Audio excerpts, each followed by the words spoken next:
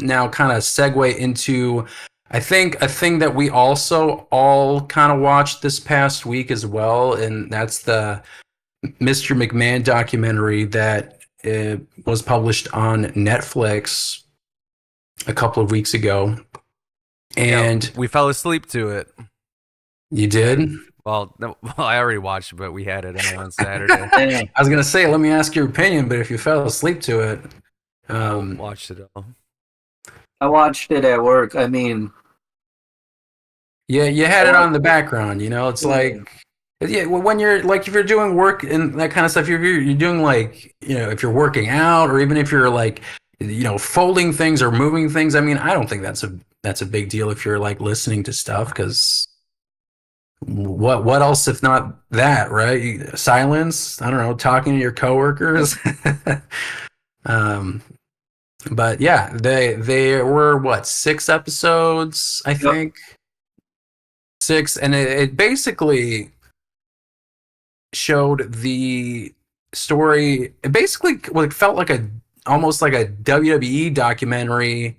I mean, Vince is WWE, but it felt like there was a lot of like that kind of stuff, and I was kind of hoping for a deeper dive into Vince McMahon's psyche, and there were some interesting nuggets that they did leave in the documentary, like the conversation that he talks about how he feels like he has like 3 brains when he's speaking to somebody, and this one part of his brain is saying this, like He's essentially admitting that what he's saying isn't necessarily true to like someone who's like being interviewed, because his real feelings and thoughts are in this other brain that he talked about. And I think the third brain, he said, was dealing with more bourbon stuff, which I was like, wow, that's amazing that he said that on camera.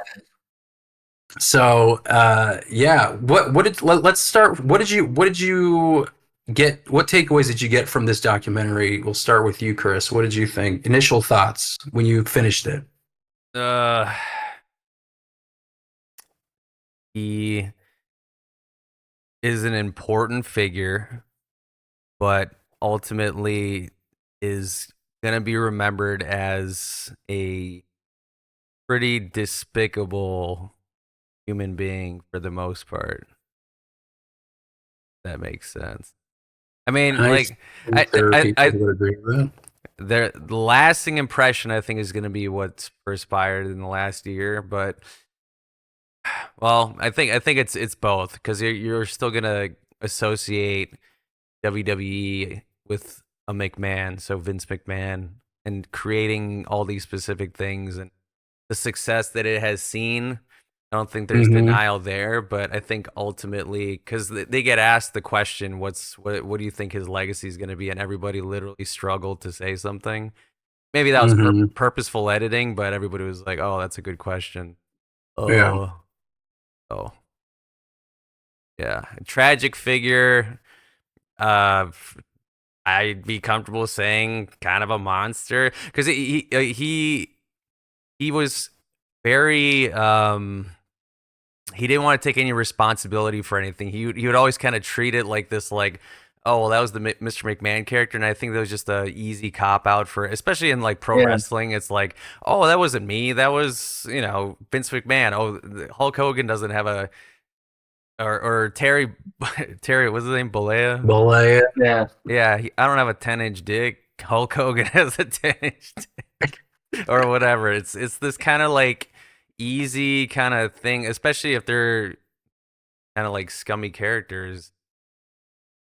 Kind of blame it on the character. So, and you're right with that, because like there was a lot of, I don't know if what he's doing is compartmentalizing what he like. Well, I mean, we talked about those 3 brains, but like I don't know if there's like an issue with like memory, because he is much older and maybe he just forgets certain things when he's like, oh no, I don't think I'm this kind of person. And then in like they edited it together where you had like a whole bunch of people when they were asking like, how close is Vince to the Mr. McMahon character, and Vince said that he's not that close. And then you basically had a series of like 6 or 7 of the people who were interviewed, and they were like, yeah, pretty close, including including Bruce Pritchard, who was like defending him, and who was one of the only people who followed up in the last episode with a follow-up interview, and he was sticking up for Vince and calling it like a hit piece, and the way that they edited made him look bad.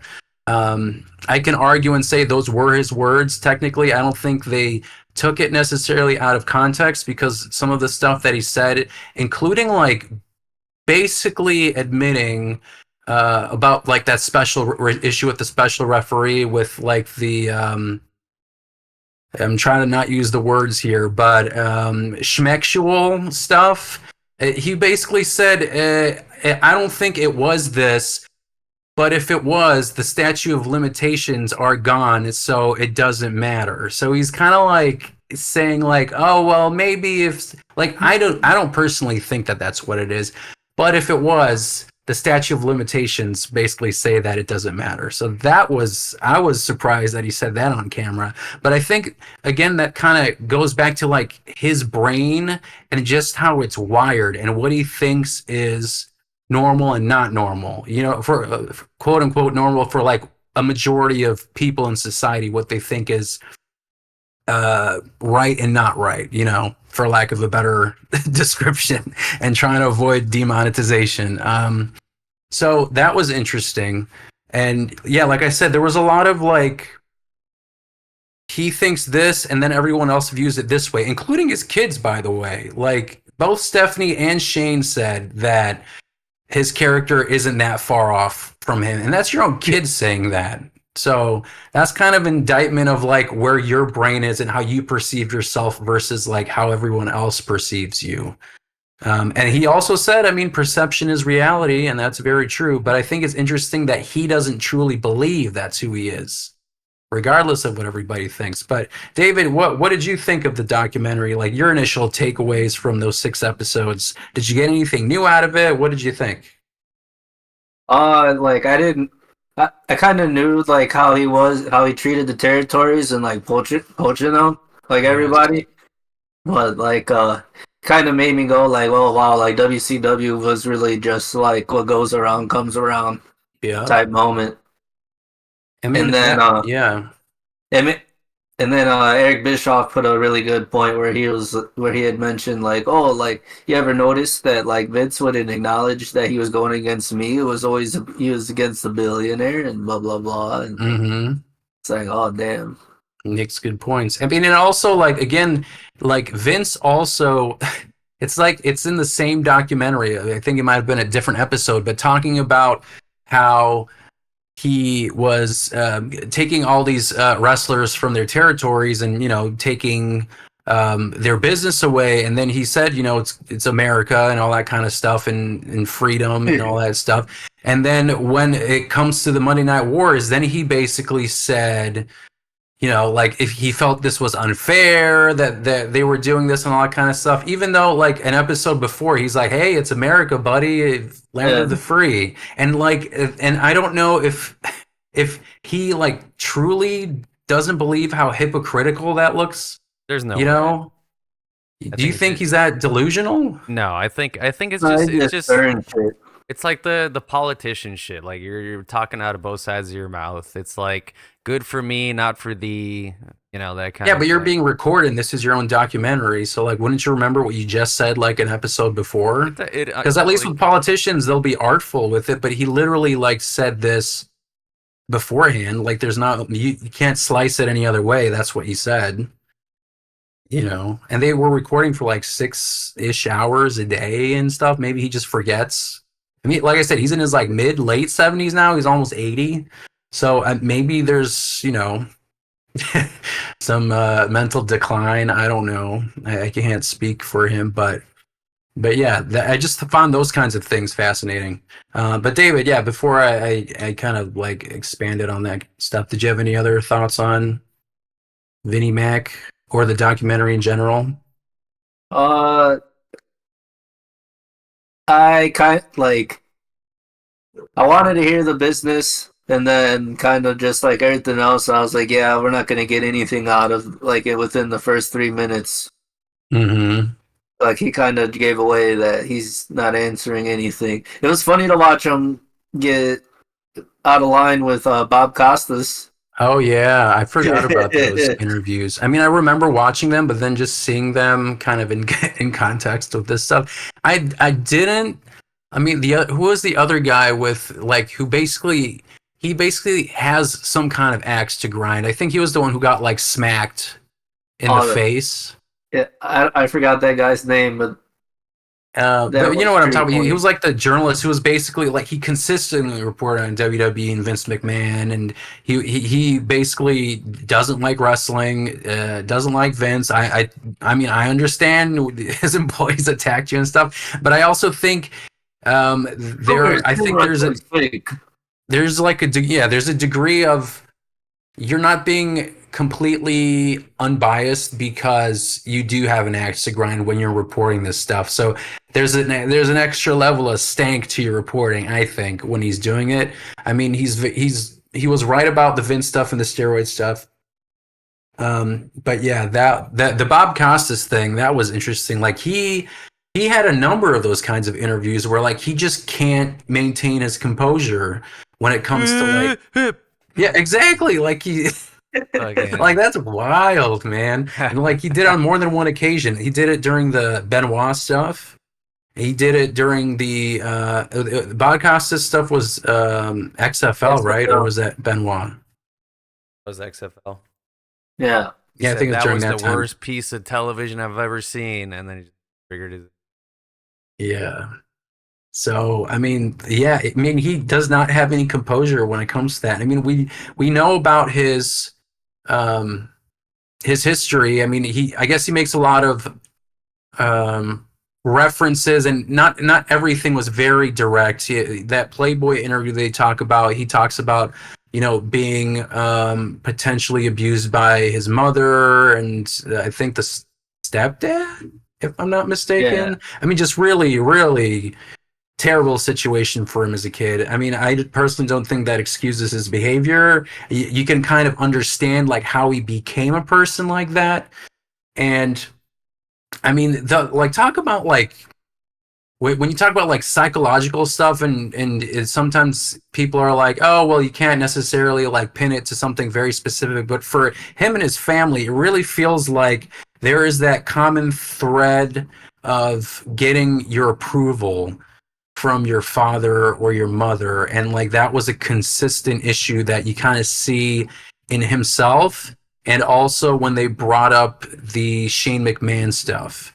Yeah. It felt like that to me was the most interesting stuff, because I felt like a lot of it, if you were like a hardcore wrestling fan or you've been like seeing these kinds of documentaries for like let's say decades at this point, because I mean that's basically true, you don't learn too much new stuff in this documentary. A lot of it just kind of felt like a retelling of stuff with some interesting nuggets. But the Shane stuff I thought was interesting because they haven't like really addressed it that well before. I didn't think, like, I didn't know about the UFC stuff. Him trying to, it seemed like he tried to take WWE from Vince in like that, was it 2021 when Vince basically fired him? Like they had that whole fallout. Mm-hmm. So, I mean, very interesting stuff. And Paul Heyman made a really, I think, insightful commentary, and it stuck to him because he was talking about there was some kind of disagreement in the room, I think, about like some storyline decision or something. And then he basically tells his son, like, if you want to take it, he like opens his vest or whatever, and then he points to his heart. And he says, like, to take, like, the knife or whatever. And he's like, come on, do it. Go over here, do it. Like, in front of, like, the staff. Because, I mean, Paul Heyman remembers this. Mm. So, definitely really interesting dynamic, I think, with him. And Stephanie, you kind of get the sense that, I don't know. Some say she's kind of like her father in terms of like the business side. I don't know about being completely ruthless, because people do like Stephanie, and she's not Vince from that perspective. Like the kind of role freak. Iron Yeah. Fist control freak kind of thing, because there truly did seem like there was this kind of like energy, this heavy weight that got lifted up when he left WWE. Like it was palpable, like for the audience, I think, and for you can see it on in the production and the way commentators You hear carry it, themselves. And Michael Michael Cole. Cole was like the canary in the coal mine. Like he is like the like what is the current mood of WWE? Just look at what Michael Cole's face is, you know, during shows then and now. If you do a comparison, like he's enjoying himself right now, and there's no way that he would be able to do some of the things he says on commentators at the commentator's desk now. Like most recently, he was really enjoying himself talking about throwing Chelsea Green into a dumpster, and he was very excited about that. But What was just off of that, what was his direction under McMahon? Was he just supposed to be a bit more well, like streamlined? well, with commentators under Vince, everything is parroted by Vince. He is in your ear. He's yelling at you what to do. If you forget like either how much they weigh, or if you forget to like include a specific part of maybe some kind of promo or something that you have to like sell for like the pay-per-view or whatever, if you say it wrong, if there's a wrong word choice, he's yelling in your ear while you're trying to call the match. So just imagine that, you know, like 365 days in the year.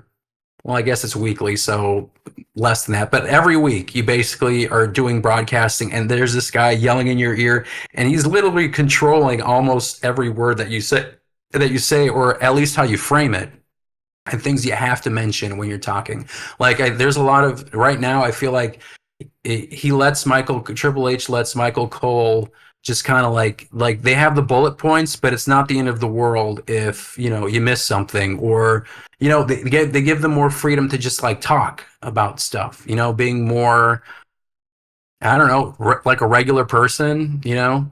I think So there's a big difference. there's one word that kind of sums up Vince McMahon, and I think it's projection. I think, like, based on just his general experiences, like, everything is just like him kind of projecting. Like, let's say when he was a commentator, they said he was like pretty bad at being a commentator, and I think he takes a lot of that stuff to heart, and then it just becomes this kind of like his way of like kind of coping with those specific things. So yeah, like yelling at these current commentators to do a better job or whatever. Yep. So. I mean, yeah, and I also felt bad for Linda. I mean, she was only there for like maybe an interview or two, but I mean, he like even Vince kind of like admit like they mentioned the Playboy interview again, and like how he, you know, likes the ladies and that kind of stuff, and Vince made like some kind of like offhand comment in the interview. He's like, "Well, I promised Linda that our marriage would always be interesting," or something like that. So, Yeah. you know, but you could like it obviously didn't go both ways, because I don't think Linda was doing this kind of stuff that Vince was doing. I mean, maybe she did eventually when she knew. I mean, they're divorced now, aren't they? So, but yeah. Interesting character. Like I said, I will say that the most interesting stuff was the Shane McMahon stuff, because those were the instances, like literally that Hell in a Cell versus the Undertaker. He felt like he was doing that just to get some kind of approval from your dad. If you're going to the lengths of going up a Hell in a Cell to fall off like 20, 30 feet or whatever it was onto a table just to get like a half And whiff. ass hug from your dad. I mean, but like you could tell, like when they showed that clip of him hugging, he was emotional. So it's like not like Vince doesn't want it, but I think there's this kind of, he doesn't want to break the cycle. You know what I mean? Like he's like, I didn't get it from my dad, and then he just kind of gets that kind of same, you know, thing to his kids, you know, which isn't great. And again, that like Shane clearly, even now when they were interviewing, like he got emotional when he was talking about this stuff, but like it's still clearly like a very sore subject or something that's very pertinent, I think, in their relationship, like their inner relationships between each other. So, I mean, that's probably why he went out and tried to do his own business, with the Chinese and all that kind of stuff. Now with So, AEW, baby. yeah, maybe that's the other thing. Like that when I saw this, I'm like, is this why you're doing something in AEW? Because you're trying to be your own man to some degree and try to have us build your own successful wrestling company. So that'll be interesting. We'll see where that goes. Maybe we'll do a follow up on Shane McMahon and his psyche when we see that. Oh yeah, he now owns AEW in like a simulcast in Florida or something. Any final thoughts on the documentary before we jump into celebrities in wrestling? Pat Patterson. Oh yeah. I forgot about that. Man, that was another one that was like with Tony Atlas. With his He's like he was in the locker room, just walked up and touched his pecker or whatever he said. And then he's like, oh, why don't you go to Vince? And he just laughed it off. He's like, you can't, like, he's not. You want a job? Yeah, exactly. You want a job? Like literally, like that was the most like insightful thing. And I think when it comes to like the why the wrestling culture was like it was then, because there were so many things that you're worried about more than dealing with something like that. You want your paycheck, that if you do something wrong you will be ridiculed. Like I'm pretty sure that Ashley Massaro thing, when she was like upset about those specific issues, that they basically humiliated her on TV, I guess was one way of putting it. Even with like the Trish Stratus thing, she kind of mentioned that she wasn't necessarily sure that that's why she dropped the belt to Mickie James, but she didn't approve of the like the kissing and all that kind of stuff with Mickie James. And then she said basically she dropped the belt like a week later to her.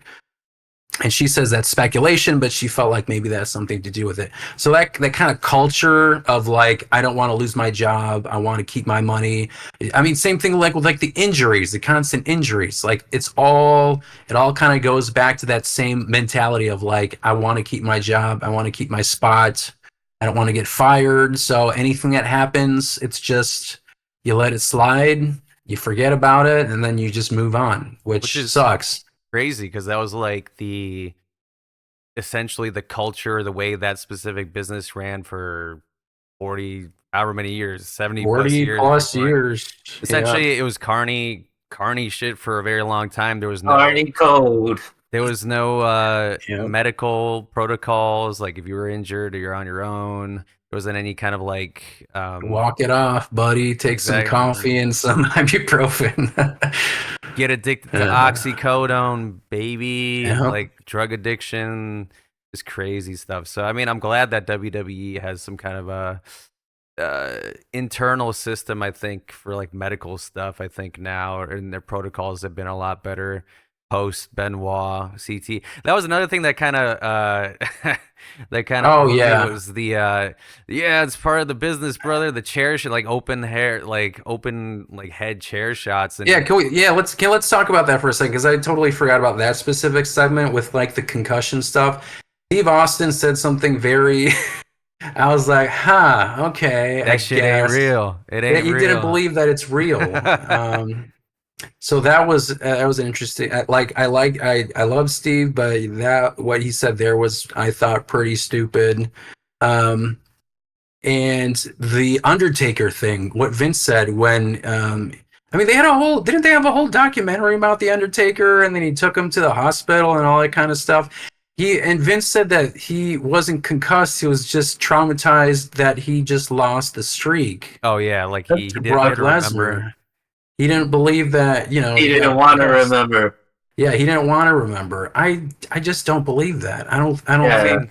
I guess it's possible, but I think it's more the latter. I think it's more like open head chair shots, but like wasn't Undertaker kind of defending that though? It's like, oh, it's a staple of our business, blah blah Well, blah. he said he initially was because he was upset. I mean, but it's not like they were eliminating it. It's just like you're not like going like duh head first like into a chair. You know, like you got to put your hands up instead of blocking with your face. You I know. mean, just to think about Chris Benoit doing. I mean, did he always do that flying headbutt? Was that always Yeah, his like thing? He did it for a long time. yeah, pretty much. And dude, there's so many times in Benoit matches where you're just like, Yeah, like Yeah. cringing, like folding, like oh. But on top of like the hardcore, like he's like head bumping as his finisher, and he's also doing chair shots to his head, like consistently. Like I don't care if those chairs are like aluminum or whatever, you're getting smacked in the head. Scrambled Like eggs. like you're having scrambled eggs for dinner every single Monday night. I just real quick, just from the concert yesterday, I was mosh pitting and I just fucking accidentally I just headbutted this dude. I was like, oh, boom. And dude thought I knocked his teeth out, but pretty sure I got like a bump right here. Jeez. I mean, I didn't see stars or nothing. I was good, but like I got a hard head. no CT over No here. CT, No just a CT. broken jaw. No CT over here. Well, maybe you should get a head scan, boy. You just need a beer. It was Yeah. it wasn't like a I just need to crazy go to pop. sleep. I just need to shut my eyes for a bit.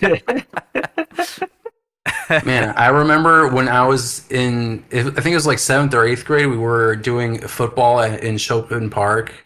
And I think it was it Joshua? That was a classmate, right? Joshua? Mhm. So like we were playing flag football or whatever, and then I was like I was looking at the ball, but I wasn't looking at him coming, and he like ran into my jaw. Like if there was like that Mortal Kombat like X-ray thing, it went like, and I was seeing stars. Like I didn't teeth know where I shattered. was. Yeah, I literally thought like I broke my jaw or something because it was like really hard. So. Yeah, I don't know how like the wrestlers do that kind of stuff on a consistent basis, especially when they were doing chair shots to the head, because that's just But I mean, this is probably wild. like this is the hardest part of the head. But obviously, if you're like doing this every single day, let's say at least, I mean, whatever, however many times you're on the road, chair shot, headbutt, botched spot, like all this craziness. Yeah. I mean, and I think it's I think someone also made this point in the documentary. I mean, like there's a lot of football people who have CTE, but it's not like they go out to commit, acts of violence on their family. So I don't know. Like I feel like I think his brain was very bad, so maybe that was why it led to that. But I don't know. I mean, like you got to be in some kind of headspace too, I think. He was also He was on steroids. and severely depressed. That's It was true. a combination. I mean, it was a cocktail of stuff. I mean, he might have been taking antidepressants and drug cocktails that were just like altering his. Have you ever watched his Dark Side of the Ring? I did, yeah, but I don't remember it because like I basically like binged them. But yeah, I did. No, he basically, like, after Eddie Guerrero died, like a lot of nights on the road, he was like crying himself to sleep and shit. Oh, you're right. I do remember that. I mean, yeah, they were talking about like he took it really hard, like that, like they felt like he lost, like it felt like That was his someone brother. lost like their brother or wife or spouse or whatever. Because I do remember them saying like it was that equivalent for him. So. Yeah, I mean, I can't imagine either. And then you're also doing all these other things. I mean, you probably have issues with your wife. You're on the road constantly and you do all those kinds of things. So I don't know. And then, like, with Sucks. Eddie, Eddie's like, other than, just that's like somebody he met in Japan. They worked together so much in Japan, they found their way to ECW. Yeah. Then they go to ECW together, have a couple matches, and then they're, off to WCW together. Yeah. And they say, we're out of here, and they go to WWE together. had their mania moment. Right. I mean, their career Yeah. was basically kind of going like this at a certain point. It sucks. They were both gone. But yeah, I mean, going back to the point of, the CTE and the concussion stuff, I like Vince. I mean, I'll give credit to Vince because clearly there was some sort of like, 'cause he went up, asked who, what was his name? Chris Nowinski. There you go. Nowinski. I was going to say Kowalski. Killer. Not Killer Kowalski. Nowinski, the other Polish guy. I think. Yeah, I mean, like this obviously was after the Benoit stuff, I think. So there was a little bit of like, we need to make us look good PR wise, but I think there was still some level of like, well, we have to figure this out because this obviously isn't good. So they brought him in and they educated people about it. And to his credit, I mean, he banned chair shots. But again, and then this wrestling match with Lesnar that happened in 2014, I think it was. So I mean, this is after they do all the CTE stuff. Like Vince saying that he didn't believe that he was concussed. I don't know why you'd say that. I mean, like The Undertaker. I don't think The Undertaker is that kind of person. Maybe because it is the streak. Maybe he could have been so traumatized by it, but I don't think so. Well, it was the last minute. Wasn't it that decision was like literally that night, so he didn't even have to process it. So it's just like, oh, okay, I guess I'm not going over. So I can only imagine. Taker watched that, and then he goes like, "Yeah, he did all that." On the phone. I mean, Undertaker's he's an informant. Yeah, to Undertaker's the FBI. Undertaker's one of the biggest meat riders next to Pritchard, though. Yes, but I feel like a lot of them haven't said too much after it all went down, did they? I feel like a lot of them were like, well, I guess John Cena also was like saying, we'll just see what happens. I mean, again, like I'll let this whole thing ride out. I think just like in this specific instance, I think there's a lot of stuff in his past that can lend oneself to believe that he does these kinds of things in the past occurrences. And just, I mean, he said stuff on camera too. So I'm like, man, you're not making yourself look good. And this was before all that stuff was made public. So we'll see. I'll let the feds figure that out. But yeah, very. I wish there was more into the inside of Vince. Instead of it feeling kind of like a wrestling WWE history retread. And like I said, there were some interesting nuggets here and there, like commentary about, like you said, Undertaker, Shane, and the early stuff about like his family and just his process of his brain. That I thought that was interesting. How he basically it's like a split personality almost, like you're compartmentalizing all your thoughts in these three separate things. So, but yeah, speaking of Vince.